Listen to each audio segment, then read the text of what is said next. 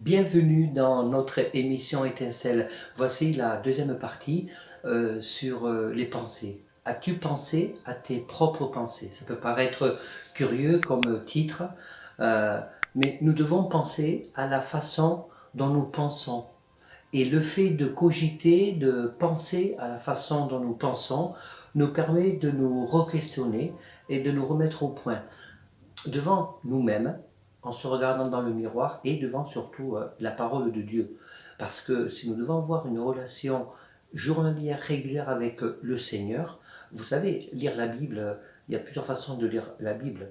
Il y a la façon dominicale, on ouvre la Bible que quand on va le dimanche à l'église. Il y a la façon aussi régulière, mais il peut y avoir des mauvaises façons régulières d'ouvrir la Bible. Est-ce que quand tu ouvres la Bible, tu sens une oppression? Que penses-tu quand tu lis la Bible? Quelles sont tes pensées? Quelles sont tes motivations lorsque tu lis la Bible? Est-ce que tu le lis par devoir, parce que c'est un devoir, parce que sinon tu penses que Dieu ne va pas être content de toi? Est-ce que tu veux juste découvrir des textes? Ou alors tu lis la Bible avec cette motivation qui est la suivante, avec cette pensée qui est la suivante.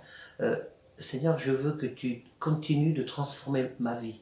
Je veux grandir dans ton amour. Je veux grandir dans la connaissance de ta parole. Et avant d'aller plus loin, je vous rappelle une chose fondamentale si nous voulons apprendre à connaître Dieu, c'est que quand tu lis un texte, mets-toi bien ça dans tes pensées, dans ton raisonnement, que le texte en lui-même est le véhicule qui, qui transporte la pensée de Dieu pour toi.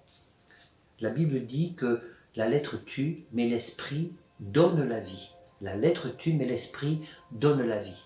Euh, c'est très difficile de contrôler nos pensées. Il y a beaucoup de gens qui se sentent coupables, qui sont tristes, parce qu'il y a des pensées qu'on n'aimerait pas avoir et qu'on a. Il y a des pensées peut-être qu'on aimerait avoir et qu'on n'a pas. C'était le combat de l'apôtre Paul également.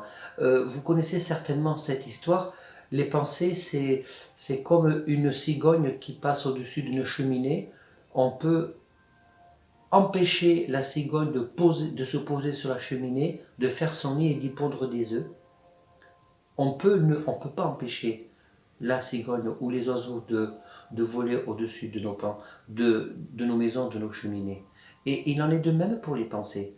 On ne peut pas empêcher toutes sortes de pensées qui nous traversent l'esprit. Par contre, on peut s'empêcher de les laisser se poser. Parce qu'à partir du moment, c'est un fonctionnement, je dirais, psychologique, physiologique. Tout le monde fonctionne comme ça.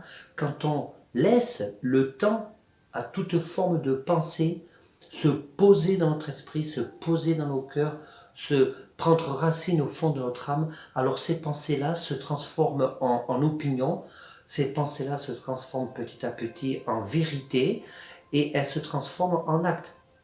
Et c'est là que l'on passe à l'acte. Et tout ça, ça conditionne, ça influence nos relations, nos comportements, non seulement vis-à-vis de nos contemporains, mais vis-à-vis du Seigneur. Je vais vous lire un premier passage de la parole de Dieu.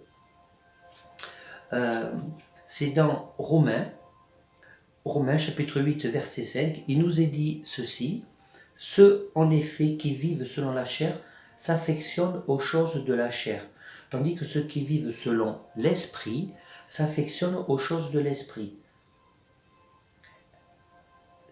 Et l'affection de la chair, c'est la mort. L'affection de la chair, c'est la mort. C'est-à-dire que si tu ne te poses pas la question dans ta façon de penser, si ta façon de penser correspond à l'Esprit de Dieu qui habite en toi, si ta façon de penser ou correspond simplement à toi-même, ou si tu ne te soucies pas de savoir, de te poser la question si ton raisonnement peut se calquer sur ce que le Seigneur attend de toi. Donc, dans ce cas-là, c'est des choses qui viennent de la chair.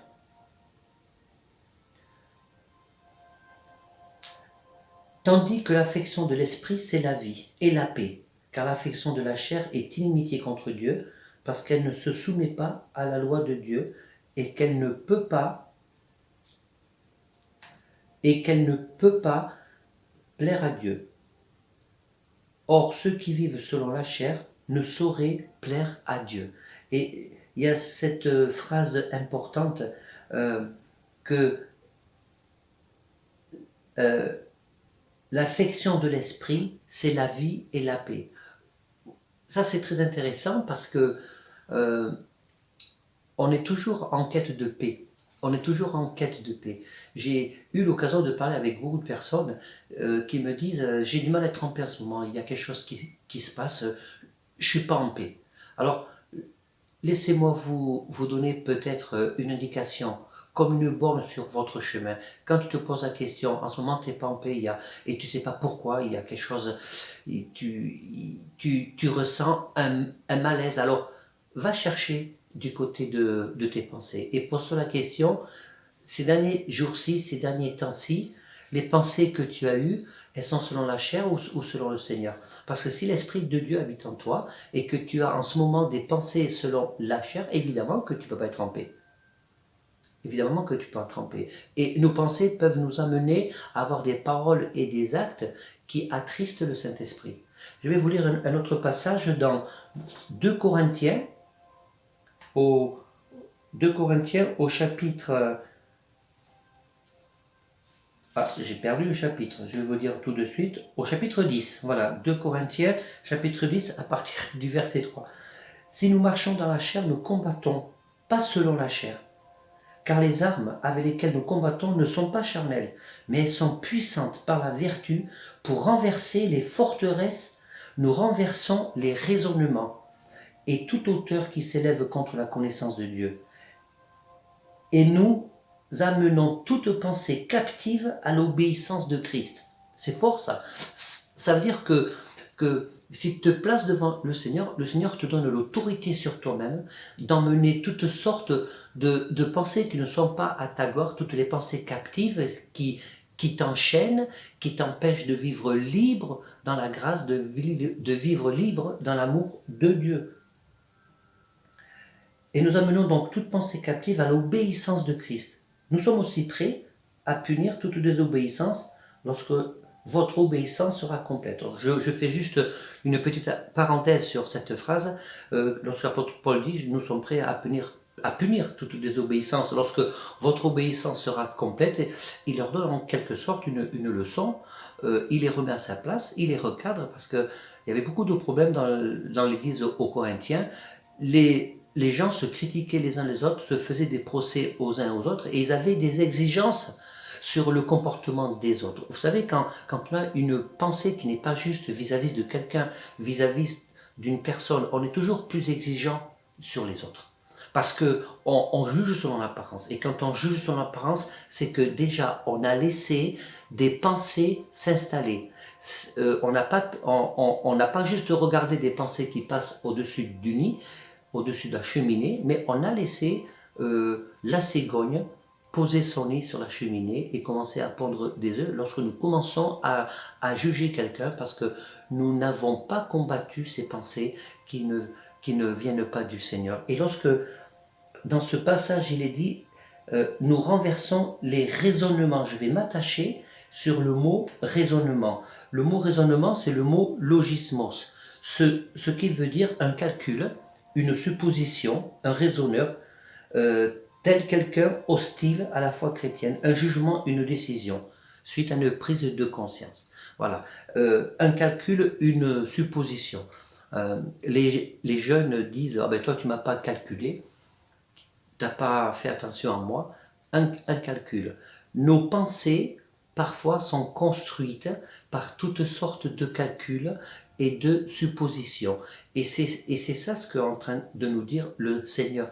Il désire que nous puissions prendre position spirituellement, prendre la victoire pour pouvoir renverser toute espèce de calcul que nous laissons se formuler dans nos pensées, dans notre esprit. Et c'est ça qui parfois emmène le poison dans les relations. C'est ça qui parfois nous permettent de penser à tort sur l'agissement de quelqu'un parce que tu ne connais pas le combat de ton prochain.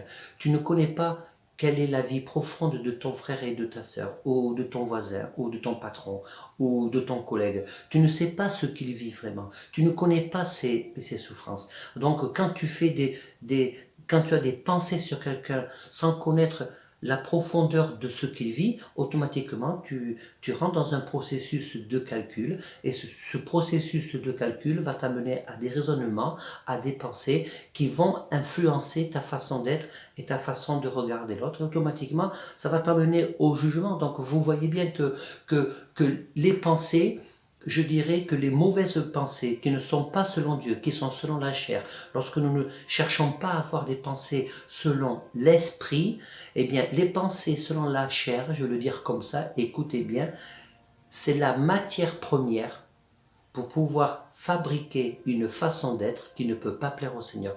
C'est la matière première pour pouvoir fabriquer un jugement que Dieu n'approuvera jamais, un jugement sur son prochain que Dieu n'approuvera jamais. Alors comment faire pour lutter? Comment faire pour renverser ces forteresses? Dieu nous dit, dans ce que je vous ai lu, renverser les forteresses de ces raisonnements. Je vais terminer en vous lisant ce passage dans 1 Jean chapitre 5 verset 14. Écoutez bien, nous avons auprès de lui cette assurance que si nous demandons quelque chose selon sa volonté. Donc déjà, tu as l'assurance auprès du Seigneur que quand tu demandes quelque chose selon sa volonté. Et là, nous sommes en plein dans la volonté de Dieu. Dieu désire que tu renverses tes raisonnements, tes forteresses de pensée qui ne sont pas à sa gloire, et tu le sais très bien, nous le savons quand même. On ne peut pas dire au Seigneur, je fais semblant de ne pas savoir, on sait très bien quelles sont nos pensées qui ne sont pas à la gloire de Dieu. Et donc, on a cette assurance que nous demandons quelque chose selon sa volonté. Il nous écoute. Et si nous savons qu'il nous écoute, quoi que nous demandions, nous savons que nous possédons la chose que nous avons demandée. Et je vais m'attarder sur le mot « écoute ». C'est-à-dire que ce verset-là, ce passage-là, prends-le comme une promesse. Et le mot « écoute », c'est le mot « akuo ». Akuo, ce qui veut dire considérer ce qui a été dit, comprendre, en percevoir le sens.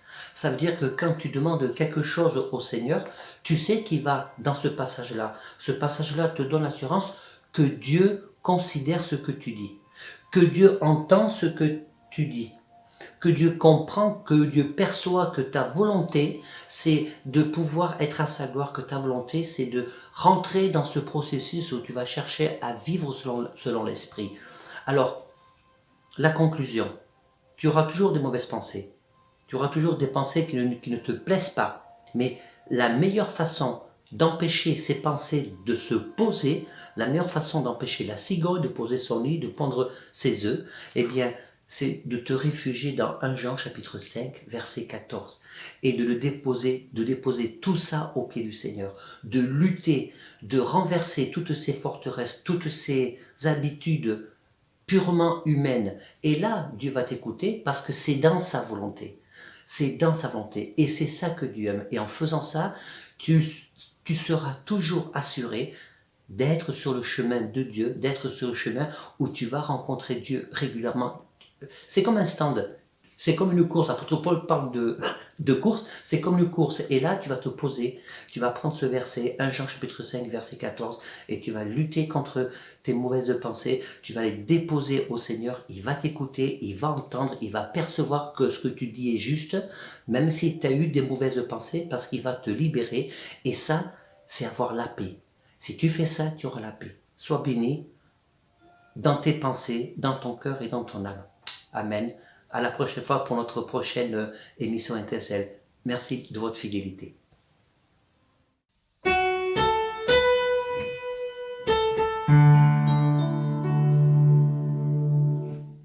Je suis dans la joie, une joie immense. Je suis dans l'allégresse, car mon Dieu m'a libéré. Je suis dans la joie, une joie immense. Je suis dans l'allégresse, car mon Dieu m'a libéré.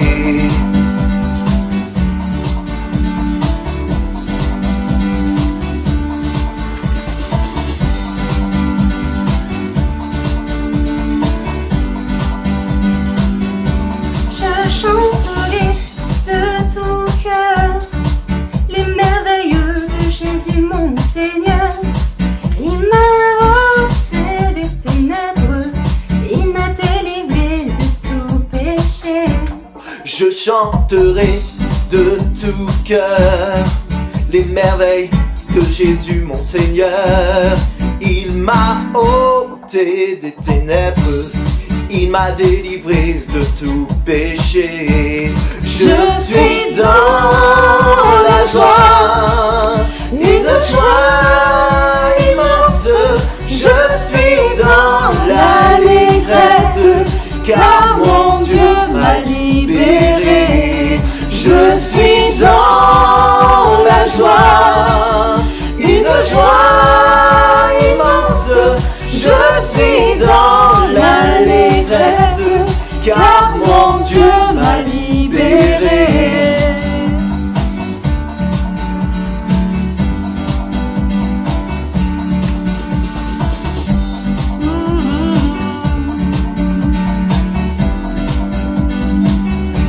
Car mon Dieu est fidèle, il ne m'abandonne jamais.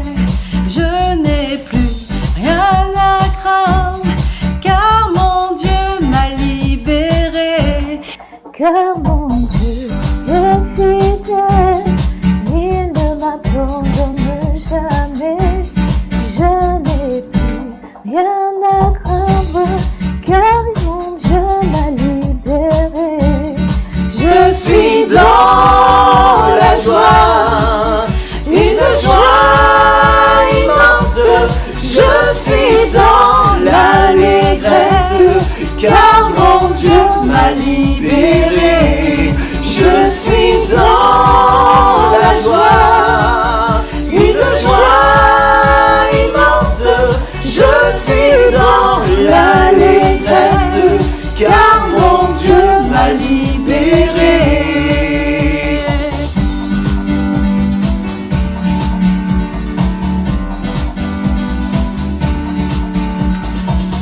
La joie du Seigneur est ma force. Alléluia. Je suis dans la joie, une joie